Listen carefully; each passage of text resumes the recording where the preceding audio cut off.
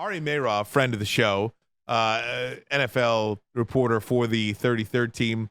Now, this is long. This is about 4 minutes long. I'm not going to play the whole thing for you, but maybe we'll play a minute, stop and talk about it, or 2 minutes. We'll see where we are. But this is Ari Meirov talking about your Detroit Lions. Let's talk about the Detroit Lions offseason because it's been fun to see their roster building approach throughout this process. And sometimes when you're a team and you make it to the championship game and you lose, especially in heartbreaking fashion, you go into the offseason and sometimes it's like, you know what? Let's just go for it. We are so close. Let's go for it. Let's add a big name. And there's probably no better example than the Buffalo Bills a few years ago, who kept on making it to the playoffs and kept on hitting the Chiefs or the Bengals or whatever it was.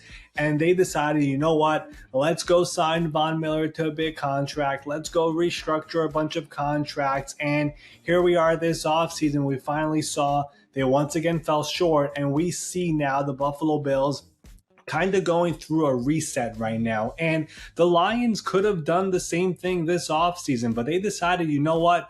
We are not going to do that. We're not going to go all in. We're still going to be very smart. And I look at all the signings they made in free agency, whether it was DJ Reader on the defensive line. It was not a big spend over there. Marcus Davenport, a one-year deal. Kevin Zeitler on the offensive line. In the secondary, they decided to trade for Carlton Davis instead of going for a bigger name. They signed Amik Robertson. None of these guys are big money deals, but they're all really solid players who are going to help them in 2024, and they are really good culture fits as well, which obviously is so important for Dan Campbell. And then look ahead to the draft and what they did last week.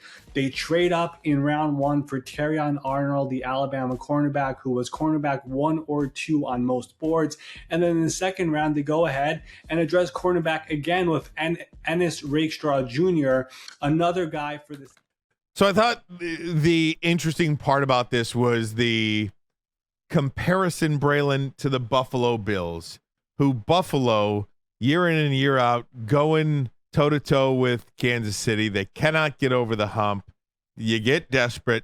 You make that one splash free agent signing like a Von Miller, and everything goes south from there. Yeah, 100%. You know, they kept getting caught up, like you said, Cincinnati, Chiefs. Now we got to go get somebody to go get Von Miller. They give him a deal where Von's 34 when they give him the deal. They give him a deal for $125 million, $140. What are you thinking? Right. Like, what are you thinking? They could have gone out and done that, but they built it their way. Like, a lot of people had a lot of concerns about Brad Holmes and the Lions each year. Even now, people are still questioning the moves. But when you look at it, you appreciate they did it their way, but at the same time, you love it that they did it their way. They took their time. We wanted them to bring in, how many guys have we named in the last 2 years? Bring in what was it? The linebacker from Seattle. Bring in Bobby Wagner. Bring in Deshaun Watson. Even this year, who did we want? We wanted the defensive back from Kansas City. Bring in L'Jarius Sneed. Bring in Chris Jones. Bring in Chris Jones. Bring in Daniil Hunter. Bring in DeAndre Hopkins. Insert player that came to the market that was worth some money. We said, hey, you add him here, we'll be much better. They slowly built it. 3-13-1, 9-8, and almost made the playoffs. We know about the Seattle and the Rams game. Then last year, 12-5. They got all the way to the NFC Championship without getting these guys, without spending all this dumb money, drafting the right way, making a couple right moves in the offseason with the free agents. So they've done it that way. I got zero to say. I have zero to say. They've done it their way, and they're that close. That's why now we panic with the defensive back. We got to get a L'Jarius Sneed. Oh, this stuff happened with Cam Sutton. What are we going to do? I don't know if we trust Amik Roberts. They got two guys that could easily be the best 2 DBs in this class. They needed offensive linemen because Frank Ragnow is getting old, because Taylor Decker's hurt. They got 2 offensive linemen in this one that can actually play both positions, tackle and guard. It seems like they have the cheat code for something that nobody else has. It's almost like watching the Golden State Warriors when they were way ahead of everybody, shooting the 3 ball, shooting half court. It was unfair watching Golden State. That's how I feel when I watch Brad Holmes draft and the players and the moves they're making. He's got a cheat code that nobody quite yet has. You know, I never thought I would say this, but I don't think all championships are created equal. And No. the reason why I say that is because, like, I feel like if you won a championship, you still won the championship. You have the memories of that championship, and nobody can ever take it away from you. Meaning the 1997 Marlins are the champions. They went for it for 1 year. Yep. They went all in for 1 year. They won the championship, and then they sold everybody off. Bobby Bonilla, the list goes on and on and on. Yeah. Look at the Rams. The Rams. Now the Rams have reloaded, but the Rams, F them picks. The Rams go in a 1 year. Now the Rams reloaded. Fair or not, but I was thinking more of like the Marlins kind of championship than anything else. Like Steinbrenner used to do. Yeah, but if I would much rather a championship. I think it is more special the way I think a championship is more special the way the Bad Boy Pistons won it, the way the Go in the Work Pistons won it. About the Bulls. The way the Bulls won it. Yeah, they built. Then the way the Miami Heat won it with LeBron. Bosh and LeBron. Yeah. Bosh and LeBron. Shoot, KD going to Golden State. Right. Like, essentially. Does that...